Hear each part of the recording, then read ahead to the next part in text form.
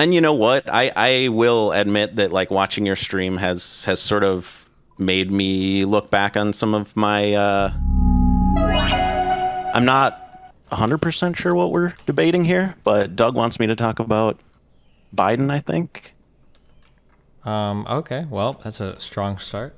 What about Yeah. yeah, Biden, what an awesome guy. What do you want to talk about him about? Um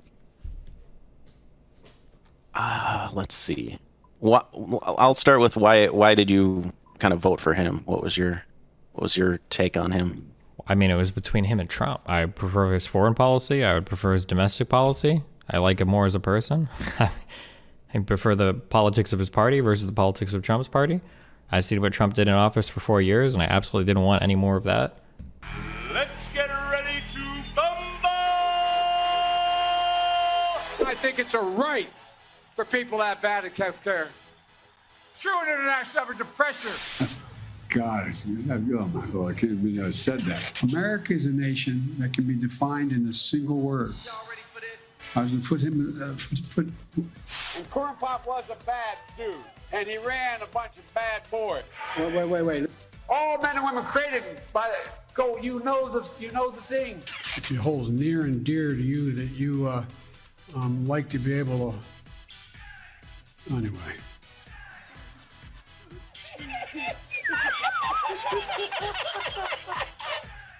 We went for two reasons. One, to come on, man.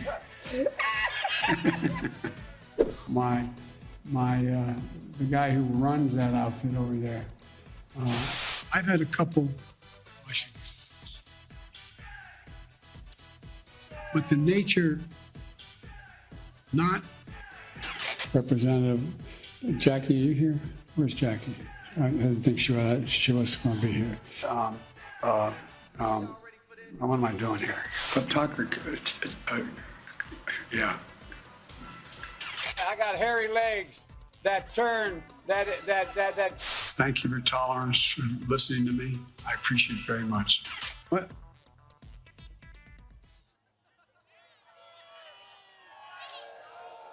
But I tell you, if you have a problem figuring out whether you're for me or Trump, then you ain't black. Poor kids are just as bright and just as talented as white kids. They always accuse you of the very things they're doing themselves. If there's one rule you can keep on your fridge, write it down, put it in your wallet to evaluate the behavior of the people in charge, it's that. They blame you for their sins every single time. I like him more as a person. That one didn't age quite so well. Another thing that didn't age quite so well was Biden's COVID lockdown policies, which Destiny seemed to be in favor of, at the very least at the time. And not only did the economy take a big hit because of businesses being unable to do, well, business, but the Biden administration have been complete hypocrites about the whole thing, such as walking around in public without wearing masks. And if you know about what's been happening in China, well, let's just say there's a reason many other countries in the world ended the lockdowns. Well, better strap in, folks, because we got more dishonesty and empty arguments from Destiny to unpack here. American. There were like a few companies that sent out checks to workers or whatever, but for the most part, it disproportionately favored the upper class Americans. Yeah, I would say you're right. Simply because they have more to gain by those tax cuts. Yeah, like they're going to obviously gain much more money. Wouldn't it be better to? But maybe like percentages would be a more similar comparison. Wouldn't it be better to just why not target poorer people and give money to poor people? Wouldn't that make more sense? Wouldn't that stimulate the economy more? Now, people can definitely make the argument that everybody should have the same tax rate and that it doesn't matter whether you are rich or poor.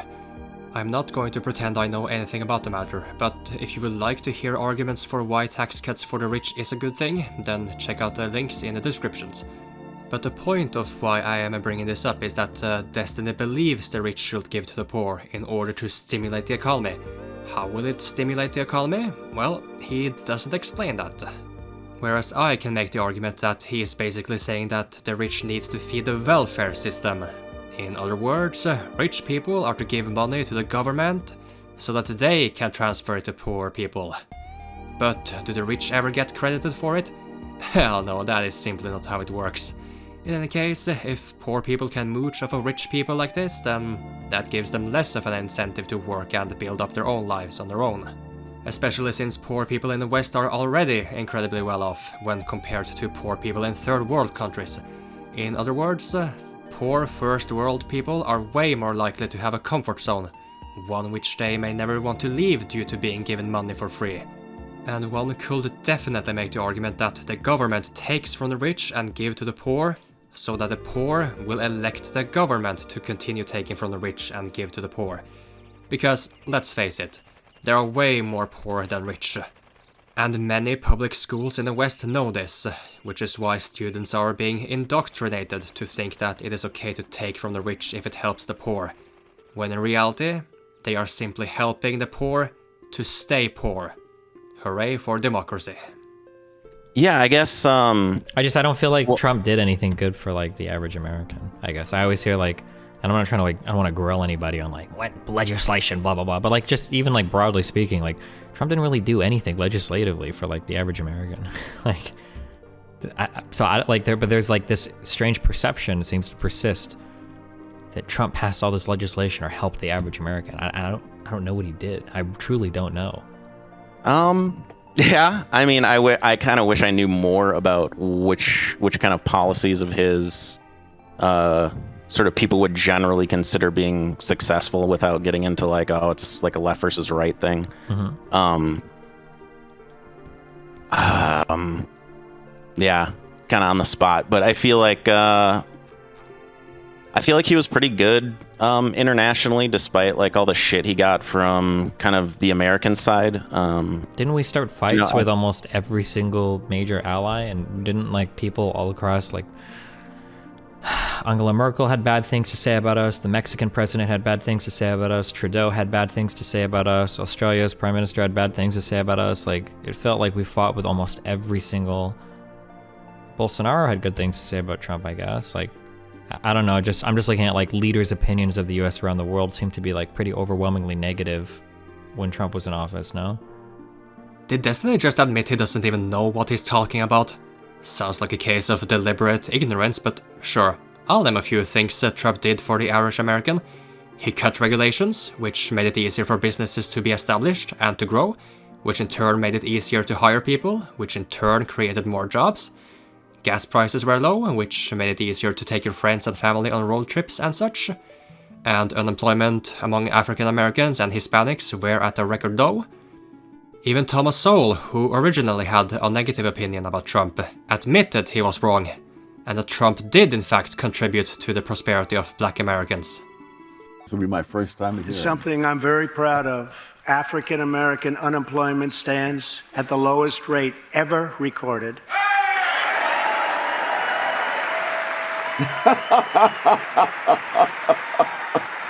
Okay. Oh my! He produces a statistic. Maybe the statistic isn't quite right. There maybe no, it is. It is. It is. Yeah. And there you see a shot. You see Republicans standing and applauding, and there you see a shot of Democrats who are sitting on their hands, including many members of the Black Caucus. Yes. In Congress. What do you make of that? That, as with so many other groups around the world, the leaders of groups that are lagging are often themselves one of the biggest handicaps of those groups, because they have to depict the problems in ways that will allow them to play the role of rescuers. And so there'll be no talk about how you can do this or that for yourself. There'll be talk about what we can get the government to deliver for you. And usually that's a lot of words and things that have bad effects. And that's true not only with blacks in the United States, it's true of people in the lower income people in England and elsewhere. Whether the whole America First thing is necessarily isolationist, or if it's just kind of, putting priorities in a different order. Well, but I mean, like we live in a globalized world. There's no such thing as like putting priorities in order and like cutting yourself off from the rest of the world, right? We're all kind of pretty intermingled now. It seems pretty important to work together, no? I mean, yeah, it would be great to work together with like every country we could. I just don't think it's inherently necessary for the United States to go out and try and help, whatever X small tiny country that doesn't really, have a large scale effect on anything. I mean, is it better to see that influence then to somebody like Russia or China, and let them be the help versus? I feel like if you could sway them, right? Like if you could get Putin to kind of like ease off, back down, if you can get these kind of crazier countries that are a little bit larger, that have a little bit more effect, like China, Korea, Russia. What I'm saying, like if we walk away from smaller countries and we have no interest in having any presence there, and instead they turn to somebody like China or Russia instead, doesn't that just kind of like hurt our position on the world stage? The study says that it is important that the United States focus on working with other nations, which is exactly what Trump was doing. Indeed, if it is possible to become friends with other countries that are known to be potential threats, then it is much better to remain on friendly terms. There is a reason they say, keep your friends close and your enemies closer. In addition to that, no wars broke out under Trump's presidency. He genuinely believed in the path of peace and preserving life for both American soldiers and civilians alike. Maybe Trump was just using pretty words, but as you know, actions speak louder. In my eyes, he is innocent until proven guilty. On the other hand, Obama went to attacking countries like Libya and Yemen, which brought its own share of consequences. And nowadays, I am led to believe that other world leaders didn't like Trump because at the end of the day, he wanted to put America first. He believed that America was being treated unfairly in the NATO alliance, that the other countries didn't contribute their fair share. Then he warns Germany about becoming dependent on Russian energy. The German representatives laughed at him at first, but then the war in Ukraine broke out. Trump also predicted, with nearly 100% accuracy, that gas prices would increase to a certain price if Biden took office. And what is President Biden's answer to poor Americans suffering from the new gas prices, if not the record-breaking inflation? Get an electric car. In other words, stop being poor, you peasants. It's your fault we can't make dominant green energy a reality. My mother once asked me, who would you trust more to take charge? Someone who is a businessman at heart, or someone who is a politician at heart? Whose job is it to make things you like, and whose job is it to take your hard-earned money? At the end of the day, a leader of a nation's top priority is his own people. Pleasing other world leaders at the expense of your own people is simply not worth it. And if you're being criticized by Trudeau, then you're doing something right. Yes, I absolutely think we should care about, what happens in the rest of the world. It'd be kind of... So should we actively intercede or continue to, or what is... Because it seems like Trump's idea was I don't give a fuck about anything and I don't want to deal with any of it unless he can bomb something. Yet another instance of Destiny admitting he has no idea what he's talking about. Again, the title of your video is Republican Getting Blue-Pilled. Isn't the whole point challenging his beliefs with facts and logic? Why is it the other person's job to make your arguments for you? And it honestly sounds to me like you wanted Trump to launch missiles on other countries, just so you could have more reasons to hate him. You can correct me if I'm wrong, but I've never heard Democrats legitimately levy the deficit at Republicans as an attack. Usually it's only done to make fun of the fact that Republicans are so obsessed with the deficit, except when it comes time for them to be in office, and then they deficit spend like fucking crazy. And I think we've had now 2 different times where a Democratic president has inherited an economy in ruins from a Republican president who also simultaneously massively deficit spent his way through his entire presidency. Okay. You say there were 2 times Democratic presidents inherited large deficits from Republican presidents. Well, what are their names then? Yeah, it would appear Trump managed to create more deficits, but do you know who currently has the biggest deficit? Obama. And honestly, I will be shocked if Biden doesn't take Obama's place by the time his term is over. If this is supposed to be an argument for why Democrats are better than Republicans, then this is one which you lose on a factual level. obviously more than that. You know, I think it might I mean, all the be a legislation is little public. bit I mean, there might be- overreaching, but yeah, but I mean, like, it's still, like, compared to the trillions and trillions that we've spent overseas and on wars and shit, it'd be nice to spend some of that money here, I think. But well, now you're sounding like we should not help the rest of the world and we should spend money in America. I have no problem helping the rest of the world, but I'm just saying that, like, if we are going to be spending so much money on, like, wars and stuff, and those always seem to be, like, deficits that are immediately justified by Republicans. They'll say, like, oh, we can spend infinite amounts of money in Afghanistan or Iraq or whatever. It's like, okay. Well, like, if we can justify the spending over there, we can probably spend some money here, too, then. I think it's probably okay.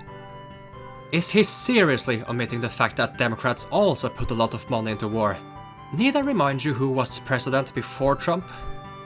Republicans want to get out of these sort of forever wars that have been going on. Yeah, I mean, they say that now, but, like, back the troops and all that stuff was... Indeed, it could well be that Trump simply got tired of Republicans and Democrats alike contributing to wars in the past, but implying that there is a guarantee that another Democrat taking Trump's place will not spend money on war, and why that matters here, is simply... what's the word I'm looking for? Oh yeah, dishonest. Like, why should anyone think it is sleazy of Trump to stop investing in wars, now of all times? I think I see what Destiny's thought process is here. If Trump was a Democrat, then it would be called learning from past mistakes. But since Trump is a Republican, then he must be up to no good. So this is like, I'm confused because we've had some parts of this conversation, and in terms of like you telling me what you like, Trump has done none of this. Trump really didn't do anything in terms of targeting like working class or middle class Americans. It was mainly like upper middle and upper class Americans or business owners. Trump didn't pull us out of any of the wars that we're in. We were still in every country that we were in from start to finish of Trump's presidency. Like where are all, if these are the things that you like or these are the things that you're looking for, like I don't understand how you could look at 4 more years of Trump and think that, because he failed to deliver on almost every single one of these points before, so why would he do it in his second term? Trump didn't need a second term to improve the lives of average Americans. And whether or not Trump did manage to bring soldiers stationed in Afghanistan back home, who was it that sent them there in the first place? Are you seriously going to be upset at Trump for failing to clean up a Democrats' mess? I think more time obviously helps. I think having, time in office and then having the, House and Senate would have potentially helped. I mean, he did have the House and Senate though, right? Yeah. He had he got both parts of government. Yeah, and I feel like he got a lot of stuff done. I feel like I know we have that feeling, but did he? I don't know. I can't honestly tell you without just having. Well, yeah, I'm not even like looking at like I don't even need like the HR blah blah blah or whatever bill or whatever. But I'm just like what does it feel like he did? Because I don't think he didn't do anything. He really didn't. But for some reason he gets all this credit or this perception of having done stuff. But what? I don't think anything is. He didn't do anything. I don't think so. Yeah, there was no major piece of like. There were 2 things that I'm familiar with, and I might have missed something. So one was the big tax cuts that he did, and the second one was the quote unquote prison reform. That prison reform, like the First Step Act, might have been what it was called. But then in all the subsequent Trump budgets, he doesn't even fund his own prison reform. So it was like, even that like commitment was basically nothing. It was at this point it became clear to me that when Destiny can't present hard facts to back up his arguments, he resorts to fucking gaslighting. It has also become clear to me that his guest is also unprepared, to say the least. So like, I'm just like, I don't know what Trump did, like. Once again, Destiny outright admits he doesn't know what Trump did. For fuck's sake, what the hell even is the point of this so-called blue pill? Now, you might be thinking that Destiny was speaking rhetorically, but then he goes on to say this. People will always throw those same numbers like lowest unemployment, lowest black unemployment. I've heard that a million times. Trump didn't do anything for that. The economy is fucking exploding, and it has been. It has been since, I think we were posting all-time highs since 2012 under Obama, and that trend continued under Trump. I don't think he did anything especially well to like drive it up. And then if I look on the negative side of things, you've got like the tariffs, which have been horrible, especially for me, somebody from the Midwest. Like farmers hate them. He didn't really bring any businesses back or save any manufacturing jobs or anything like that. Like, I don't know. I don't know why he gets so much credit for doing things when I don't know what the fuck he did. So, according to Destiny, doing better than your predecessors means nothing. And his gaslighting continues with all of this, I don't know, man, I don't know, are you sure? I don't know. He reminds me of Darkside Phil! And at around this timestamp, they talk some more about the tariffs Trump imposed locally and internationally on the farmers. However, no sources, no proper elaborations on why it's a bad thing, they just don't like it. So if they aren't gonna put any effort into this point, then I'm not gonna bother either. But the point is, if you're gonna be lazy about your argument, then don't be surprised if people write you off as dishonest. Been there, done that. Do you think he had a terrible immigration sort of plan, or do you think? Yeah, I think we need the whole wall optics was really bad. All of it is stupid. What we need to do in the United States is we need to figure out a way to legalize everybody that's here, and we need to streamline our immigration process. We need to everything else is a waste of fucking time. Everything else is so virtue signally so stupid. And it is it's one of those things that it drives me crazy because it is such a waste of fucking, hold on, let me dial it back a little. There are so many better things. It affects you personally as well, right? No, I'm fine because I'm wealthy and white, and I don't have to worry about 95% of the fucked up things in America. Because it was made for people like me, so I'm fine regardless of what happens. But I'm just saying that, in terms of what this country needs to focus on, illegal immigrants need a path to citizenship, so that they get social security numbers, so that they come in under the tax base, so that we see them under the census, and then we move forward with our country and we focus on the real problems. Because we're not getting rid of them all. Did you say legal or illegal? Legal or illegal immigrants need a path to citizenship, and then make it easier to immigrate here, and then boom. Because you can't stop them from coming in. You just can't. You could theoretically, but you're going to spend more money trying to keep every single one out than if you would just legalize them and move forward that way. So what would be an idea of getting people here who are here illegally and getting them a path to citizenship? I mean, don't they have that? Can't they? It's I think from Mexico to here, I want to say the average time is 17 years to immigrate. Holy shit. I thought getting applying for a green card and immigration was 8 months or something. No, hold on. Average time to immigrate from Mexico to, if it was 8 months, I would be way less. 100% sure about Mexico. But I think the immigration time. I'm trying to find from Mexico. If you're coming from Europe and depending on the visas that you're in, it can be pretty quick.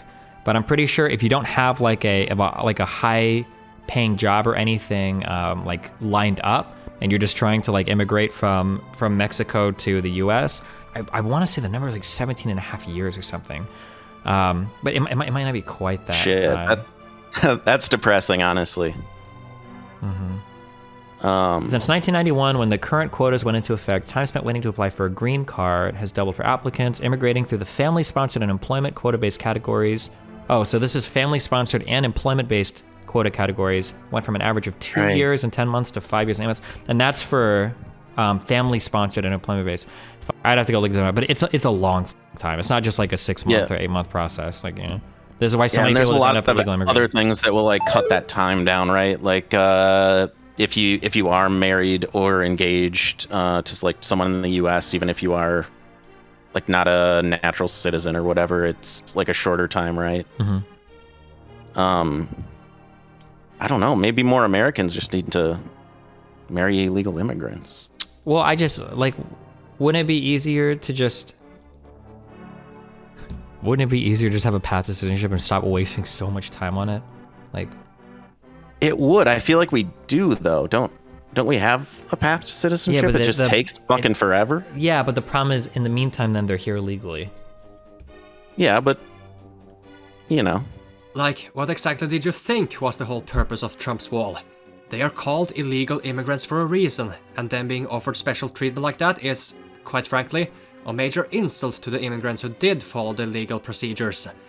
But Destiny believes it's about racism, so of course it's going to argue like that. Why bother being fair when you genuinely believe the system is unfair? But you have to look like the good guy somehow, am I right? By the way, if you need to know how Biden and the Democrats are handling immigrants, then let New York City and Martha's Vineyard tell you about their experiences. You may find videos of that in the descriptions. Like, do you know, let's say, like someone from Canada wants to immigrate. Mm-hmm. That's going to be like a lot less time, I would assume. Yes, I think so. I have to. I don't know where I looked these numbers up a long time ago. Maybe I can do a little research on the cyber stream, but I want to say that. Why did you not come here prepared? Where is the blue pill? Maybe you could blue pill me on the January 6th stuff, but like I get the optics of it looking really bad when you have like the pictures of, you know, the dude sitting with his feet up on the desk and like kind of all that shit, but like what really were the negative effects that came out of that? I mean, like, try to Aside close your from, like, eyes. making people look bad, you know? I guess so. Close your eyes and try to imagine January 6th. Donald Trump wins the election, and then oh god, storming into the Capitol, or he's already won the election, and then storming into the Capitol. You get a whole bunch of topless women with hairy armpits. You get a bunch of guys wearing gas masks, holding books with marks. A whole bunch of people with black Antifa flags, and they're walking all over the Capitol talking about how they're going to bring postmodernist Marxist thought all over to America, and they want to try and find Trump and kill him, and they got handcuffs for it and everything. Like, I'd probably kick him out. What the hell even was that? How did we go from gaslighting to comical hypnosis? Is this all just a joke to you? Who exactly is this guest? At this point, I believe he was a paid actor. Do we really need to sit through more of this? No, we don't. So, let me sum up the rest of the video. They wonder who is most hated between Hillary Clinton and Donald Trump, which is a point serving no purpose whatsoever. Destiny later on admits that politicians only know how to use pretty words and never deliver on their promises. No exceptions. Then, why the fuck did you vote at all? And what the fuck is the point of this so-called blue pill session, when you just said it never makes a difference in the end? He also says the previous election wasn't rigged, but if you knew about Biden's blatant cognitive decline, would you really vote for him? No, you will not. Not without being made to believe that he is simply the lesser of the two evils. But America, seriously, what do you think now after 2 whole years of this administration, which looks like a circus more than anything? Destiny makes some more statements, which simply did not age well, but still no actual sources, nor arguments being countered for good. This whole thing was just pointless bantering between two unprepared people. So if this one video is like any other of his political debates, then Destiny is just another typical fearmonger. He doesn't even take this whole thing seriously, so why should anyone? That said, you don't need to believe me either. Do your own research and make your own decisions. And please, for crying out loud, don't be like Destiny and have a debate like this, with absolutely no sources at the ready to back up your claims. The same is to be said about his guest, of course. Thanks for stopping by. Until next time.